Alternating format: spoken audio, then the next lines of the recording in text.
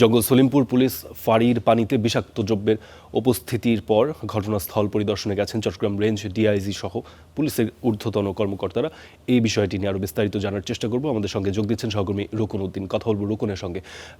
রুকন, এই যে ঘটনাটি, যেটি পুলিশের তরফ থেকে আগেই জানানো হয়েছিল যে আইন শৃঙ্খলা বাহিনীর যে অস্থায়ী ক্যাম্পটি সেখানে রয়েছে সেটির খাবার পানির সাথে বিষ মেশানো হয়েছে কিছু দুষ্কৃতীর দ্বারা। আজ কর্মকর্তারা সেখানে পরিদর্শন করছেন। তারা কি মিডিয়া ফেস করেছেন কিনা, তারা কিছু বলেছেন আনুষ্ঠানিকভাবে?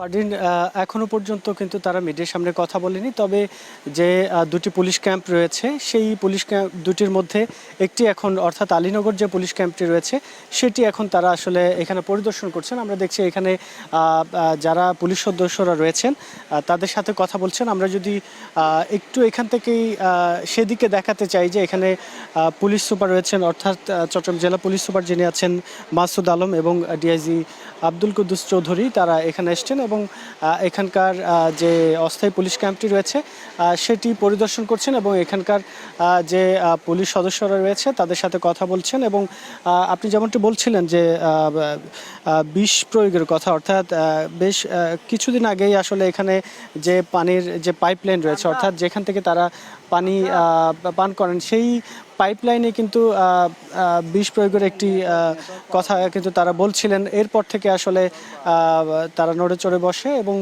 এখানকার নিরাপত্তা কিন্তু আরও বেশি জোরদার করা হয়েছে। এবং আপনাকে যদি বলে রাখি, তারা এখানে যে দুটি পুলিশ ক্যাম্প রয়েছে এই পুলিশ ক্যাম্পগুলো পরিদর্শনের পর স্থানীয় বাসিন্দা যারা রয়েছে এখানে, অর্থাৎ দীর্ঘদিন ধরে এখানে যারা স্থানীয় বাসিন্দা রয়েছেন, দীর্ঘদিন ধরে বসবাস করছেন, তারা কিন্তু এখানে তাদের সাথে এখানে কথা বলবেন এবং তাদের অভয় দিবেন যাতে করে তারা এই যে পুলিশ এবং এখানকার স্থানীয় বাসিন্দাদের মধ্যে যে একটি দূরত্ব তৈরি হয়েছে সেটি যাতে না থাকে, সেই বিষয়টি আসলে তারা এখানকার বাসিন্দাদের সাথে কথা বলে সেটি নিশ্চিত করবেন।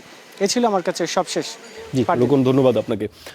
দর্শক, চট্টগ্রাম রেঞ্জ ডিআইজি সহ ঊর্ধ্বতন পুলিশ কর্মকর্তারা জঙ্গল সলিমপুরে যেই পানিতে, খাবার পানিতে বিষাক্ত পদার্থ মেশানো হয়েছিল সেটি পর্যবেক্ষণ করছেন। সহকর্মী রুকন সেটি বিস্তারিত জানাচ্ছিলেন।